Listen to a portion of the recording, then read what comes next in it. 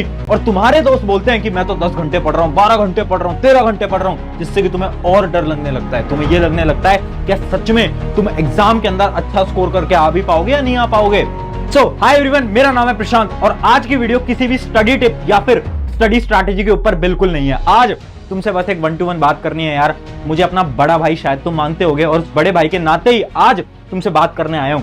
Exam पास आ गए हैं, 1 दिन 2 दिन 3 दिन 7 दिन 15 दिन के अंदर तुम्हारे एग्जाम स्टार्ट होने वाले हैं और अब तुम्हें डर लग रहा होगा। तुम्हें ऐसा लग रहा है ना कि क्या तुम सच में एग्जाम के अंदर अच्छे मार्क्स लेकर आ पाओगे। तुमने पढ़ा तो सब होगा बट दिमाग से चीजें निकल रही होंगी, है ना। लग रहा है ना कि एग्जाम है कल परसों में, क्या होगा, कैसे होगा, नंबर आएंगे नहीं आएंगे, पेरेंट्स क्या सोचेंगे, रिश्तेदार क्या सोचेंगे, बहुत सारी चीजें दिमाग में चल रही होंगी, राइट। आगे आने वाली इस वीडियो के 9 से 10 मिनट ध्यान से सुनना, सारी प्रॉब्लम खत्म हो जाएंगी। इस चीज को समझाने के लिए एक लड़के की छोटी सी कहानी सुनाता हूं। एक लड़का था जो कि तुम्हारी तरह बहुत बड़े बड़े सपने देखता था और उसके बाद उसने एक सपना देखा बोर्ड के अंदर अच्छे मार्क्स लाने का। उसने एक प्लान भी बनाया, आखिरी के 1 महीने के लिए पढ़ने के लिए बहुत अच्छा प्लान बनाया। 1-2 दिन पढ़ा बट उसके बाद कुछ मेडिकल इश्यूज की वजह से वो नहीं पढ़ पाता। उसके बाद क्या होता है, एग्जाम में केवल बचे थे 5 से 7 दिन। अब उसके पास 2 रास्ते थे, या तो वो गिव अप कर दे या तो वो मान ले कि ठीक है यार मेरी हेल्थ खराब थी, बहुत सारे रीजंस थे जिसकी वजह से मैं नहीं पढ़ पाया, या फिर उसके पास दूसरा रीजन था कि हर किसी को गलत प्रूव करके दिखाए और अपना बेस्ट लगा दे जितना भी टाइम बचा है, चाहे उसके अंदर उसके अच्छे परसेंटेज आए ना आए फर्क नहीं पड़ता, बट एटलीस्ट अपना बेस्ट लगा दे। उस लड़के ने क्या करा, उस लड़के ने दूसरा रास्ता चूज करा। उसने गिव अप नहीं करा, उसने अपना बेस्ट लगाया अगले आने वाले 5 से 7 दिन के अंदर और बोर्ड एग्जाम के अंदर अच्छी परसेंटेज भी वो लड़का लेकर आया। ये कहानी मेरी खुद की है, आपके अपने प्रशांत भैया की। और ये कहानी आज मैं तुम्हें इसलिए सुना रहा हूं क्योंकि बहुत सारे तुम्हारे मन में डाउट्स चल रहे होंगे। देखो, जिंदगी में हमेशा तुम्हारे पास 2 रास्ते होते हैं, 2 ऑप्शंस होते हैं। पहला ऑप्शन ये बोलता है कि छोड़ दे, गिव अप कर दे। सबसे आसान रास्ता है गिव अप करना।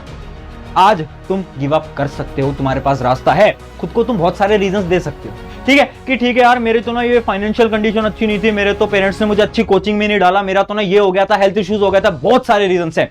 हार मान सकते हो बट एक और रीजन है जो कि तुम खुद को बोल सकते हो कि यार गिव अप नहीं करूंगा, जितना समय है, जितना समय बचा है उसमें अपना बेस्ट लगाऊंगा या लगाऊंगी, फिर चाहे कुछ होता है, मार्क्स आए ना आए फर्क नहीं पड़ता, अपना तो बेस्ट लगाएं, अपनी तो जी जान लगाएं। कौन सा रास्ता चूज करना चाहते हो, डिसीजन तुम्हारा है यार। मुझे पता है एग्जाम बहुत पास है और तुम्हें लग रहा होगा कुछ नहीं हो सकता, बट मैं फिर से बोल रहा हूं बहुत कुछ हो सकता है। जितना समय बचा है उसमें बहुत कुछ किया जा सकता है। तुम्हें बस मेहनत करनी पड़ेगी, चाहे 1 दिन है 2 दिन है फर्क नहीं पड़ता, मेहनत करनी पड़ेगी। बट बहुत सारे स्टूडेंट्स पूछते हैं कि भैया बट हमें ना डर लग रहा है। तो मैं पूछता हूं किस बात का डर, रिजल्ट का डर। रिजल्ट का डर लग रहा है ना, रिजल्ट कैसा आएगा, क्या होगा क्या नहीं होगा। मेरे दोस्त एक बात बताओ, तुम्हारे पेरेंट्स आज के समय पर महीने के कितने भी पैसे कमाते हो, चाहे 10,000 20,000 1 लाख 2 लाख 5 लाख 10 लाख जितने भी कमाते हो, बट जिस दिन तुम खुद की मेहनत से 500 रुपए भी कमाओगे ना, उसकी वैल्यू तुम्हारे लिए बहुत ज्यादा होगी या नहीं होगी। खुद की मेहनत की 500 रुपए कितने ज्यादा वैल्यूबल होंगे ना तुम्हारे लिए। सिमिलरली ये जो रिजल्ट है ना, ये तुम्हारी खुद की मेहनत का है यार, ये तुम अपनी मेहनत से अपनी पढ़ाई से लेकर आने वाले हो, तो डर किस बात का यार, खुद का रिजल्ट है ना। अब बहुत स्टूडेंट्स ये भी पूछेंगे कि भैया हमारा तो ना पढ़ने का मन ही नहीं करता, बहुत मेरे दोस्त हैं वो तो बहुत पढ़ लेते हैं, वो ये कर लेता है वो ये कर लेता है। मेरे दोस्त, तुम्हारा पढ़ने का मन नहीं करता ना, ये तो बहुत अच्छी बात है। एक बात समझाता हूं, जिसका पढ़ने का मन कर रहा है वो क्या कर रहा है, वो पढ़ाई कर रहा है और वो क्लास के अंदर टॉप कर दे रहा है। कोई अलग चीज नहीं है, कोई नई बात नहीं है, बहुत आसान है। बट एक वो स्टूडेंट जिसका पढ़ने का मन नहीं कर रहा बट फिर भी वो अपने मन के खिलाफ जाकर, माइंड के खिलाफ जाकर पढ़ाई करता है और मार्क्स ज्यादा अच्छे नहीं भी लेके आता बट एटलीस्ट वो पढ़ाई करता है और मेहनत लगाता है। अगर तुम इतना भी कर लेते हो ना, इसका मतलब क्या है, तुम हो रियल टॉपर। रियल टॉपर वो नहीं है जिसका पढ़ने में मन कर रहा है, वो पढ़ाई करे जा रहा है, अरे 98 99 लेकर आ जाता है, वो टॉपर नहीं है। रियल टॉपर तुम बन सकते हो। कैसे? तुम्हारा पढ़ने का मन नहीं करता, मन को मनाओ, मन के खिलाफ जाओ और बोलो यार नहीं यार, 1 से 2 दिन 3 दिन 4 दिन 5 दिन है, पढ़ना है, करना है, मेहनत लगानी है। मन के खिलाफ जाओ। जिस दिन तुमने इस मन को कंट्रोल कर लिया उस दिन तुम रियल टॉपर बन जाओगे। फिर चाहे तुम्हारे मार्क्स 70 रह जाएं, 80 रह जाएं, 50 रह जाएं, फर्क नहीं पड़ता, बट असली टॉपर तुम बन जाओगे जिस दिन तुमने इसको कंट्रोल कर लिया। तो सारी कहानी यहां से चलती है। और यार तुम अपने पेरेंट्स से क्यों इतना डरते हो, भैया पेरेंट्स क्या सोचेंगे, भैया क्या होगा, अगर भैया रिजल्ट नहीं आया तो पेरेंट्स रिश्तेदार सब डिसअपॉइंटेड हो जाएंगे। मेरा एक सवाल है, रिजल्ट किसका है, उनका है तुम्हारा? तुम्हारा? तो तुम्हें इतना ज्यादा फर्क क्यों पड़ रहा है? भैया क्योंकि पेरेंट्स ना बहुत डांटेंगे, उनकी बहुत ज्यादा एक्सपेक्टेशंस हैं। मेरे दोस्त, तुम्हारी पेरेंट्स की पता है क्या एक्सपेक्टेशन है? कि तुम जिंदगी में मेहनत करना सीख लो, मेहनत करना सीख लो। आज के समय पर अगर मैं याद करूंगा अपने बोर्ड्स के दिन, तो उस समय पर मुझे बड़ा ही टेंशन होती थी, बट आज मैं देखकर हंसता हूं, क्योंकि उस समय से मैंने मेहनत करना सीखा। टेंशन बहुत हुई, बट वो जो फेज होता है ना, ये आखिरी के जो एग्जाम का टाइम होता है, इससे मैंने मेहनत करना सीखा। और जो तुम्हारे पेरेंट्स है वो कुछ ज्यादा नहीं चाहते, वो बस इतना चाहते हैं कि तुम मेहनत करना सीख जाओ, फिर चाहे तुम्हारे नंबर कम रह जाएं। मैं गारंटेड बोल रहा हूं, आज तुम्हें चीज समझ नहीं आएगी, आज से 3-4 साल बाद तुम बोलोगे बात तो एकदम सच थी। ये हो गई इंपॉर्टेंट चीज। अब ध्यान से सुनना, आखिरी का टाइम है, शायद 1 दिन 2 दिन तुम्हारे एग्जाम ऑलमोस्ट स्टार्ट होने वाले हैं। कुछ चीजें बता रहा हूं, उन चीजों को बिल्कुल फॉलो करना। अगर आपने ये चीज, एक साइकिल बताने वाला हूं, इस साइकिल को फॉलो करा, मार्क्स 10 से 15 इंक्रीज होंगे ही होंगे। एक साइकिल दिखा रहा हूं, ध्यान से देखना। ये एक पूरी की पूरी साइकिल है। इसका पहला स्टेप है रिवीजन। देखो आखिरी का टाइम है, एक काम करना है, रिवीजन। नया टॉपिक मत उठाओ। तुम क्या कर रहे हो? भैया मैं ना एक नया टॉपिक भी पढ़ लेता हूं, ये भी कर लेता हूं, वो भी कर लेता हूं, ये भी कर। अरे भाई क्या रिवाइज करो ना। इस दिमाग की ना एक कैपेसिटी होती है याद करने की। अगर तुम सोच रहे हो एग्जाम से एक रात पहले सब कुछ पढ़ लोगे, नहीं हो पाएगा। कुछ नहीं लिख पाओगे एग्जाम के अंदर। जितना पढ़ा है उसको रिवाइज करो। अगर तुमने एग्जाम का आधा भी पढ़ा है ना, तो भी उसको बार बार रिवाइज करो। रिवीजन से क्या होगा? दिमाग के अंदर जाएगा और एग्जाम के अंदर तुम अच्छी तरीके से लिखकर आ पाओगे। अगला पॉइंट क्या है? अगला है नो सैंपल पेपर। देखो एग्जाम से एक दिन पहले, क्या बोल रहा हूं, एग्जाम से एक दिन पहले मॉक टेस्ट या फिर सैंपल पेपर मत लगाना। पता है क्यों? क्योंकि होता क्या है, इमेजिन करो तुमने एक सैंपल पेपर लगाया और वो थोड़ा टफ सैंपल पेपर था। अब होगा क्या कि तुम्हारा जो कॉन्फिडेंस है वो एकदम डाउन आ जाएगा। और देखो कोई भी एग्जाम है ना, वो एग्जाम होते हैं कॉन्फिडेंस के लिए। अगर एक स्टूडेंट बिना कॉन्फिडेंस के एग्जाम देने जाएगा, उसके 5-10 नंबर कम आएंगे। और अगर एक स्टूडेंट जो कि कम पढ़ के जा रहा है बट कॉन्फिडेंस के साथ एग्जाम में जाएगा, उसके 5 से 10 नंबर इंक्रीज होंगे ही होंगे। ये बहुत बड़ी सच्चाई है। तो करना क्या है? सैंपल पेपर आखिरी के एक दिन में मत लगाओ। क्या होगा? सैंपल पेपर टफ आया, कॉन्फिडेंस गिरा, एग्जाम खराब। सिंपल सी चीज है। अगला पॉइंट, दोस्त से बिल्कुल बात नहीं करनी। मेरे दोस्त एग्जाम से एक दिन पहले दोस्त फोन मिलाएंगे, पूछेंगे कितना हो गया तेरा, क्या हुआ, क्या चल रहा है यार, क्या कर रही है, क्या कर रहा है। मत उठाओ फोन।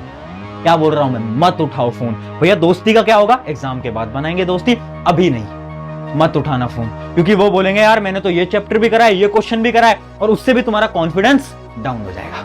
कॉन्फिडेंस का गेम है सारा, याद रखना। अगला पॉइंट क्या है? अगला पॉइंट है stay away from phone.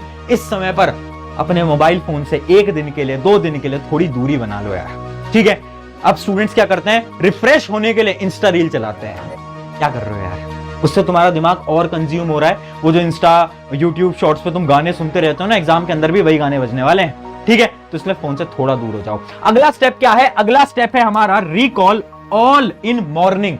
Morning के अंदर सब कुछ हमें रिकॉल करना है। देखो ध्यान से सुनो, जो आपका एग्जाम से एक दिन पहले का टाइम होता है ना, जब एग्जाम की जो सुबह होती है बेसिकली, उस सुबह में आपको सारी चीजें रिकॉल करनी होती है। मैं बोल रहा हूं फास्ट रिवीजन जिसको हम बोलते हैं। 1 से 2 घंटे के अंदर पूरे के पूरे सब्जेक्ट को आपको फटाफट रिवाइज करना होता है। ये बहुत इंपॉर्टेंट टेक्निक है। एग्जाम से की जो सुबह होती है ना, अगर आपने कर लिया, एग्जाम बहुत अच्छा जाएगा। एक बार ट्राई करके देखना। और लास्ट हमारा पॉइंट है गुड स्लीप। सबसे बड़ी गलती जो स्टूडेंट्स करते हैं, एग्जाम है ठीक है 2 घंटे सोएंगे, 3 घंटे सोएंगे, ये जो लोग तुम्हें बता रहे हैं बात मत मानना, बिल्कुल मत मानना। पता है क्यों? ब्रेन थोड़ा अगर तुम स्टडी करोगे, तुम समझोगे कि जो आपकी मेमोरी है ना, वो स्लीप से बनती है। अगर तुम सोओगे नहीं, मेमोरी बनेगी नहीं। मेमोरी नहीं बनेगी, एग्जाम के अंदर क्या लिख के आओगे? 7 से 8 घंटे एग्जाम से पहले सोना ही सोना है। ये पूरी की पूरी साइकिल है। अगर इस साइकिल के बाद भी तुम्हारे एग्जाम अच्छे नहीं जाते, एक लाइन बता रहा हूं। लाइन क्या है? मूवी देखिए, मूवी के अंदर अगर किसी मूवी की एंडिंग जो होती है, अगर वो सैड एंडिंग होती है, अगर हीरो मूवी के अंदर मर जाता है, तो क्या होता है? मूवी का पार्ट 2 आने वाला होता है। समझ पा रहे हो? तो अगर तुम्हारे भी मार्क्स कम आते हैं, इसका ये मतलब नहीं है पिक्चर तुम्हारी खत्म हो गई। याद रखना, अगर मार्क्स कम आए तो पिक्चर अभी बाकी है मेरे दोस्त। अगला एग्जाम होगा शायद कहीं और, तुम ये जो मूवी जो तुम्हारी अधूरी रह गई है, इस मूवी को पूरा करने वाले हो। इस बात को याद रखना। तो खुद से कभी भी ये मत सोचना कि मेरे तो नंबर कम रह गए, क्या होगा क्या नहीं होगा। इस साइकिल को फॉलो करो और दिमाग के अंदर डाल लो कि this exam will be best exam of my life. Exam hall में जाओगे ना, खुद से पहले बस एक बार ये बोल के जाना। वॉशरूम के अंदर कहीं पर भी तुम जा रहे हो, उससे एक बार खुद से बोल लेना, this exam will be best exam of my life. बस खुद से बोलते चलना है। जब तक एग्जाम नहीं हो जाता, खुद से बार बार दोहराते चलना है। ट्रस्ट मी, तुम्हारा सच में एग्जाम बहुत अच्छा जाएगा। और यही कमेंट आपको आज की वीडियो में डालना है, this exam will be best exam of my life. अभी के अभी इस कमेंट को कर देना।